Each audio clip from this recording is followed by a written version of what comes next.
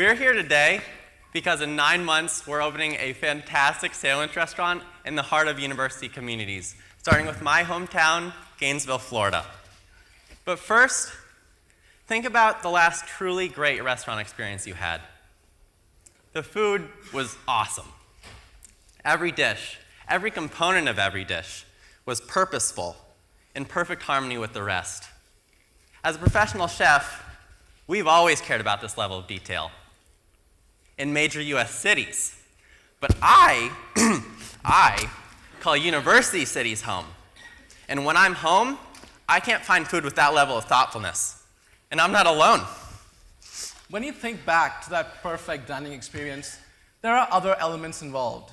One of service, that warmth, that feeling, that moment of connectedness, almost as if the people there knew who you were. At that place, you were not just a customer, you were a guest. But what about what happens in our daily lives? We still crave that feeling.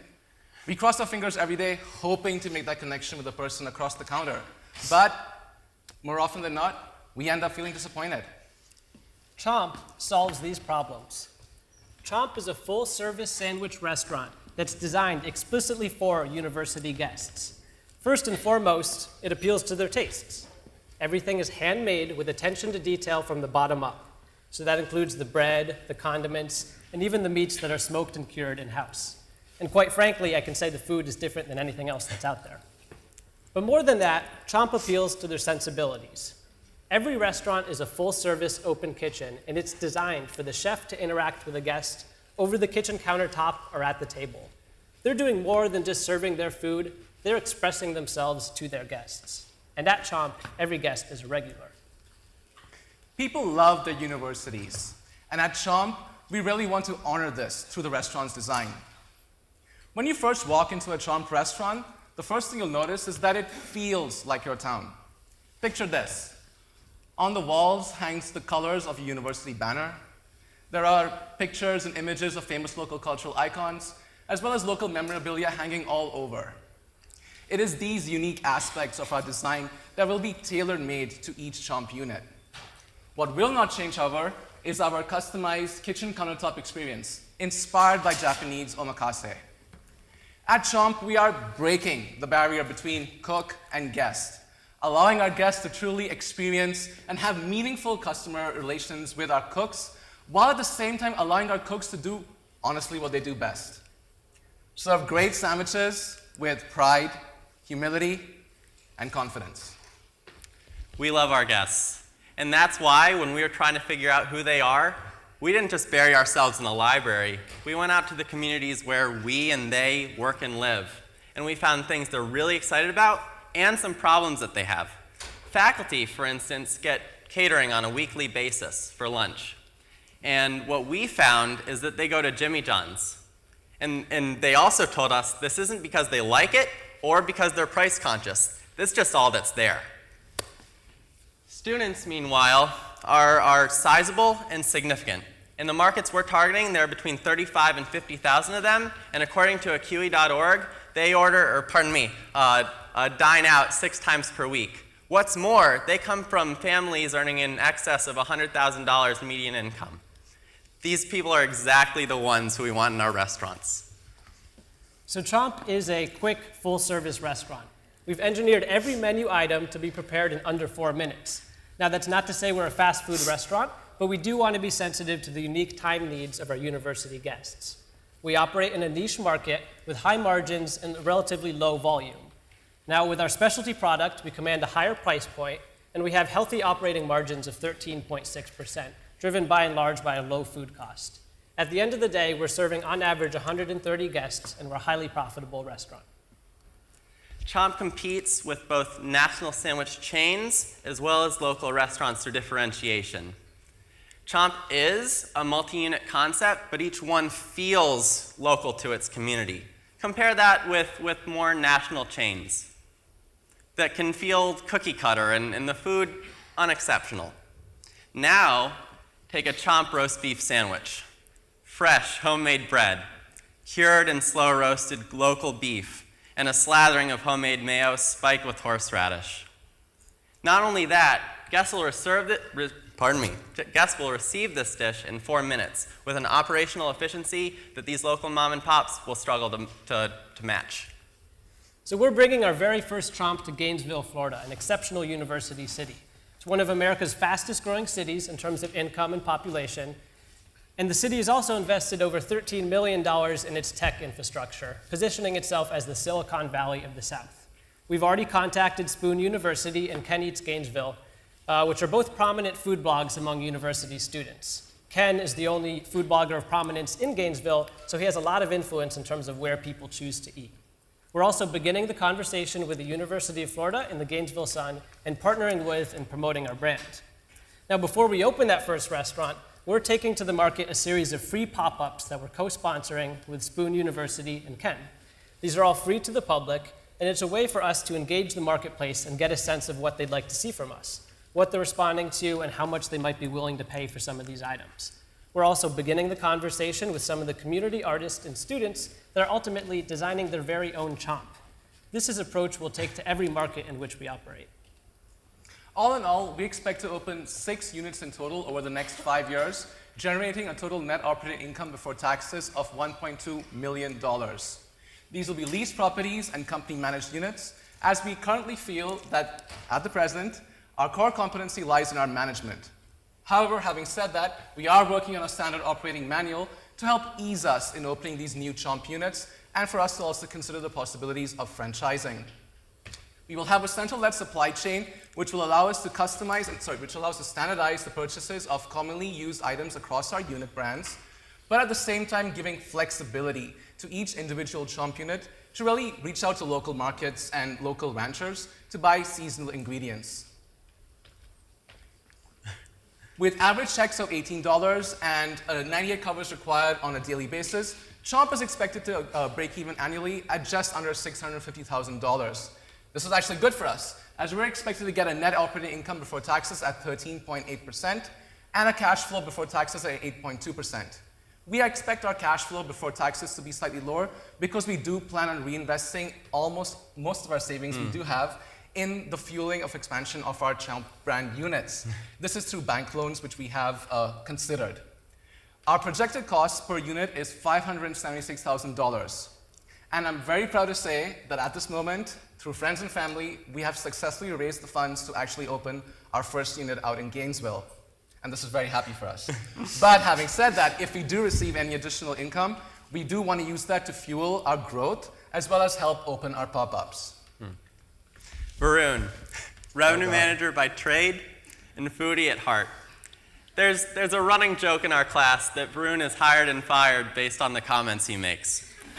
But that should really only be understood within the context of his first comment, which held basically everyone to that standard. I'm very lucky and humbled to say that I've hired him for this project. The one thing I can say about Alex is that he's a bit of a perfectionist. But it is exactly that, what you need to actually help drive people to perform better and really just lead by example.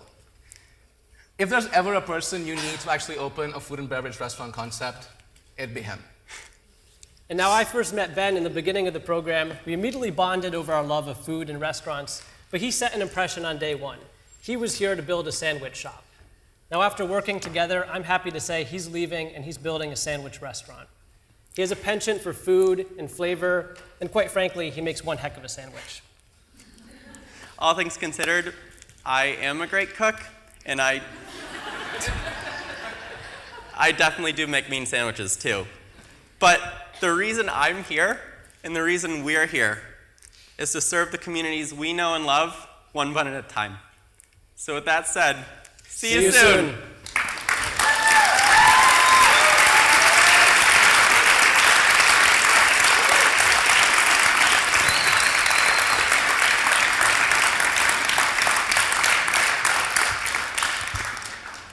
Great job, guys. I want to applaud the effort. I have a question regarding the check size. So your average check is at $18. I'm not going to ask you if it's too high. I'm going to ask you, what's your plan if you don't achieve that average check size of $18? Great. I can take this one. Sure. So I think it's important to clarify first that the sandwiches themselves are between $10 and $13, And the rest of that is going to be made up with sides, beverages, and most importantly, service. We're very consciously a full-service restaurant. What's more, we went out to the communities where we're opening in, specifically Gainesville, and I checked out the local competition that I think will be especially accurate, or our competitive set, so to speak. And what we found, I took my friends unprompted, had them order what they were going to order, and tallied the averages, basically, and it was between 15 and 21, so I think we're right there. That said, we do have this pop-up where we can get more intel than we even can now, and we feel like we've gotten a lot to really gauge what people might want to pay for this. Oh, oh, sure. Okay, so the plan. So what I might say for that is that our food cost is one of our strongest assets. We're at 23%, which is well below kind of the industry averages for sandwich shops. And so that gives us a lot of leeway in playing with other kind of variable costs that we could drive down if we found out that people might not be willing to pay for it, most particularly with labor. It's not incidental that we're opening in the South. I mean, we do have personal connections to it, but it's also tax-friendly and labor-friendly. For tipped employees, So for tipped employees, let me you're the guy So here. basically, in case our plan does go different from what we expect, the first thing we'll do is try and curtail all costs that we have. And we have noticed that there are three major costs that we can look at. One is our operating costs, one is the occupancy costs, and the third is labor. Now, our concept currently as it stands is built on a full-scale service, but we are moving into pop-ups. So if we do realize at that moment that, yes, the market is not really what we thought it was, we will adapt and continue with our pop-ups, which is why it is so important that we do the pop-ups right. Also, the labor costs in these markets that we're trying to get into, well, they're lower than the Northeast, and we realize that. More importantly, we have built into our model actually flexibility in our labor operations. We're charging them federal minimum wage rates, even though they're tipped employees. And tipped employees, technically, as per the federal government, can start off as anything low as $2.35, if I'm not mistaken. We're still giving at $7.50, and we've built that into it. So in case we do realize that it's not going to be attainable to reach current projected units, we can always scale back our costs. Thank you. So how do you create a connected experience and still achieve 3 table turns at peak? Great, so maybe I'll try to clarify that a little bit.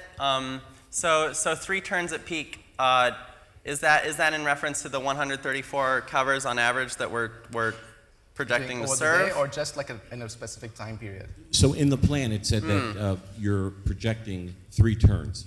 Mm-hmm. Correct, that's over the course of the day. Correct. So that's why we're really so proud of this throughput in terms of order fire time. With a projected average meal time of 30 minutes, and a service period between, say, 11 and 1, and then 6 and 8, if we're able to do this, I think it's totally feasible that we could get these turns. So what we have done, actually, is that for our throughput, we wanted to make sure that we're actually able to successfully reach the maximum capacity of our units operations, which is 40 units per service. And we have also designed our labor to be equivalent to that. So what we have done is that for the number of people we wanted to hire for our kitchen staff and for our service staff, they needed to be enough to actually make up for 40 units, just in case we have a rush lunch hour, which I feel is what you're also trying to get at. Because we do realize that during 12 to 1 o'clock and then during 6 to 7 is when we expect most of our guests to really come in and really drive this.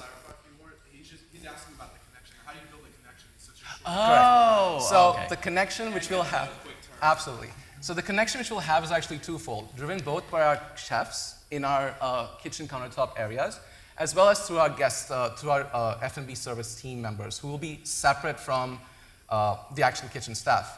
We are trying to maximize both our kitchen staff as well as our service team to really give that experience to the customers, so that no one is actually leaves a Chomp unit feeling less satisfied or less, feel like they have less of a service. We wanted both our kitchen staff and our service team to really give this.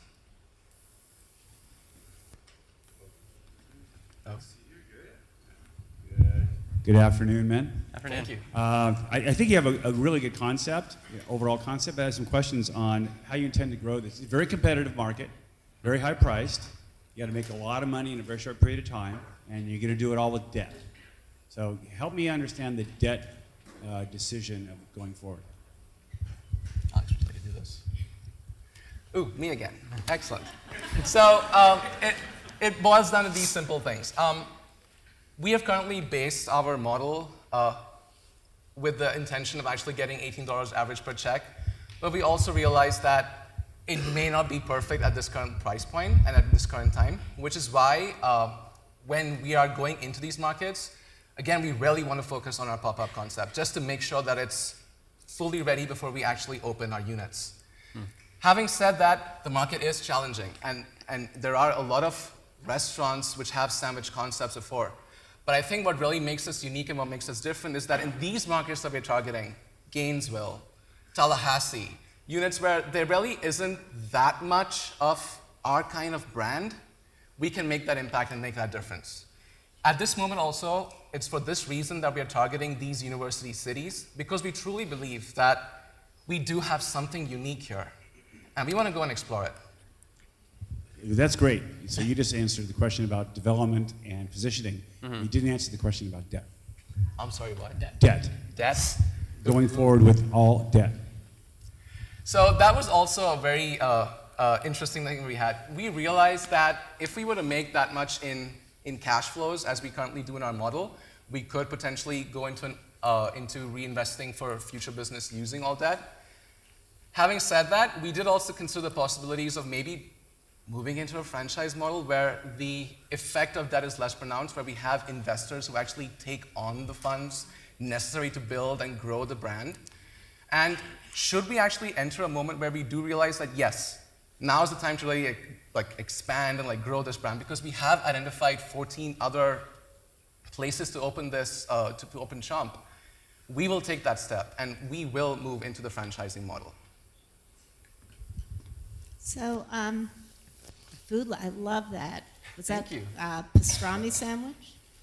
Pardon me? Was that a pastrami sandwich you That was the roast beef, actually. That was Yeah, roast beef? yeah, That's my favorite. Okay. It is yummy. We had it actually. Yeah, well, it looked yummy. Great. Absolutely yummy.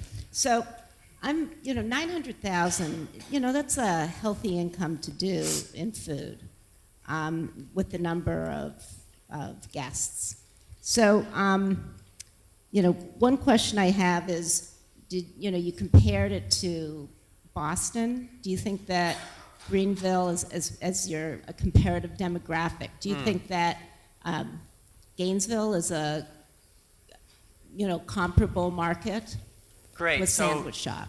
I'd like to clarify. The comparable that we used for our concept for the audience was a upscale kind of sandwich restaurant in a Boston suburb. So are they the best comparable? Perhaps not. But we made the effort and tried to speak to as many business owners as who we could who served these kind of sandwiches and see what they were doing in their first year. And we are really lucky to find someone who is comparable in a lot of aspects. Okay, no plans on alcohol in a college town? Oh, no, actually bottled beer. We do have beer and wine actually served and paired with our restaurant. But it's a very small composition of the total contribution. So 76% of all Chomp sales is expected to come through our food, but about 22% is expected to come through beverage. And we're really targeting grad students there, especially, and that is why we wanted to target them also as, even though they're part of the student community, they are a little different in which they can actually have alcohol. Yay. But still, it really helps us also drive profitability. We are out of time. Thank you. Thank you. Thank you so much.